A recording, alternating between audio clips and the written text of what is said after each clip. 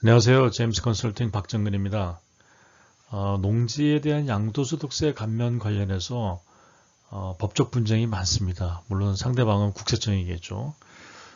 세금을 감면받거나 또 비과세 적용을 받으려면 사실 준비가 좀 필요합니다. 분쟁 중에서 자격요건 관련된 내용이 제일 많지만 또 농지로 인정받기 위한 농지의 어떤 실질적인 경작도 매우 중요합니다. 그래서 오늘은 양도소득세 감면 관련 판례를 이용해서 농지에 대한 어떤 판정 사례를 한번 살펴보겠습니다. 네, 제주도의 사건인데요. 내용을 보면 좀 아쉽기도 하고 좀 안타까운 사연이기도 합니다만 그럴 만큼 이 국세청이나 또는 법원의 판례가 이렇게 그 감면이나 비과세에 대해서는 까다롭게 보고 있다. 이렇게 좀 이해하시면 좋겠습니다. 2021년 8월에 판례가 나왔는데 아직도 진행 중인 거 보니까 사건이 종결되지는 않은 것 같습니다. 내용을 보면 이 사건이 이 과수원에 이 방풍림이 있었던 모양입니다. 그런데 이 방풍림이 포함된 토지가 결국은 이제 양도가 됐는데 이 방풍림이 이게 농지냐 이게 사실 이제 관건이었습니다. 이게 이제 자연적으로 형성이 되어 있었던 모양입니다. 그래서 이 방풍림의 역할을 했던 거죠. 그러니까 이게 수목이 자연스럽게 자라서 그게 이제 과수원을 보호해주는 방풍림의 역할을 했던 겁니다. 그런데 이게 어떤 과수원에 개량시설로 설치된 방풍림의 부지에 해당하는 것은 아니다. 이게 과수원을 보호하기 위해서 이 원고가 이 방풍림을 의도적으로 만들어서 개량시설로서 이 방풍림을 설치한 것은 아니다. 자연적으로 형성된 수림에 불과하다. 이런 내용입니다. 네, 처분 경위를 간략하게 살펴보면 이 원고가 이제 토지를 제주도에 아마 양도를 한 것 같습니다. 아마 공공용지로서 이렇게 공공용지 협의 취득을 원인으로 여기 등기사항에 이렇게 해서 양도를 했다고 합니다. 그러면서 이제 공익사업용 토지니까 양도소득세 감면율 20%도 적용하고 저특법 제77조 또 과수원이 자격농지에 해당되니까 양도소득세 감면율 100%죠.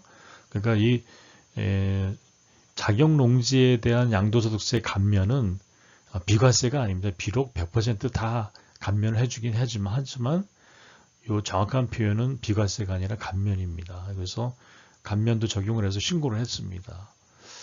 왜냐하면 이제 태풍하고 자연재해를 방지하는 방풍림으로서 농지경에 직접 필요한 농지에 해당된다. 그리고 또 이제 이게 양도를 하고 그 대토를 샀는데 2년 이내에 그 사건 대체 농지를 취득했다. 이건 뭐 부수적인 내용이긴 합니다만 아무튼 이 처분하면서 이렇게 감면을 적용해서 신고한 이유는 이 방풍림에 대해서 얘기하는 겁니다. 그 해당하는 토지에 대해서 방풍림의 부지, 토지도 이렇게 농지의 경영에 직접 필요한 경우이기 때문에 농지에 해당된다. 그렇기 때문에 나는 100% 감면을 받을 수 있다. 이렇게 해서 신고를 한 겁니다.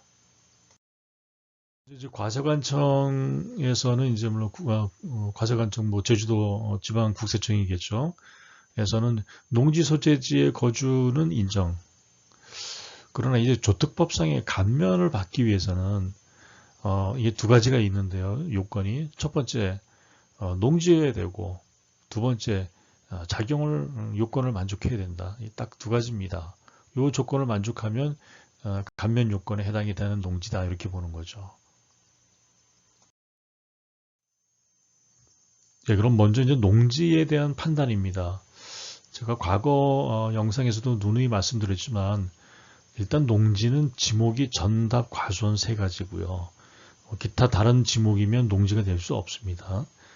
그리고 실질적으로 그 농사에 사용됐느냐에 따라서 또 판정합니다.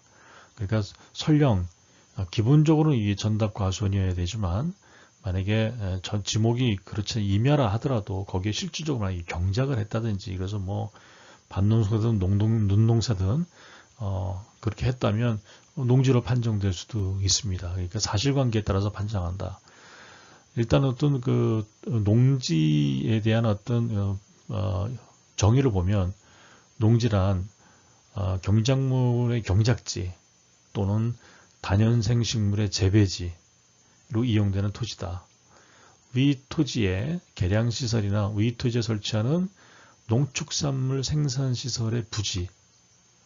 그러니까 이렇게 그 경작지나 재배지를 위한 계량시설 또는 거기에 설치되는 생산시설, 이런 거 생산시설의 부지 이런 거라면 농지다. 여기서 이제 계량시설에는 뭐 이렇게 여러 가지가 있습니다만 침식이나 재해로부터 농작물 피해를 방지하기 위해 설치한 계단 흙막이 방풍림. 우리 지금 이제 결국 이제 방풍림 부지에 대한 내용인데 방풍림도 분명히 이렇게 계량시설에 포함되어 있기 때문에 농지에 포함이 된다. 이렇게 볼 수 있습니다. 그렇기 때문에 방풍림 그 자체는 농지가 맞습니다. 네, 두 번째 요건은 이제 경작에 대한 판단인데 이거 뭐 경작의 뭐 사전적 의미는 뭐 땅을 갈아서 농사를 짓는 것이고 재배는 뭐 식물을 심어서 가꾸는 것이다. 뭐 이게 좀 판례에 나오는 말입니다. 이렇게 인용하면서 그런데 이 사건 토지는 원교가 취득할 당시부터 원래부터 소나무 등이 자생하던 임야랍니다. 임야로서 원고나 원고 전의 소유자가 스스로 그 지상에 수목을 처음부터 또는 추가로 식재, 양림하여 수림을 조성하였다는 자료가 없다. 혹시 뭐 본인이 아니더라도 그 전 소유자가 그거를 뭐 직접 수목을 심어서 식재해서 양림, 가꾸어서 뭐 수림을 조성했다. 방풍림 목적으로 그렇게 했다는 자료가 없다는 겁니다. 그러니까 인위적으로 이걸 재배하거나 식재했다는 그런 자료가 없다는 거죠.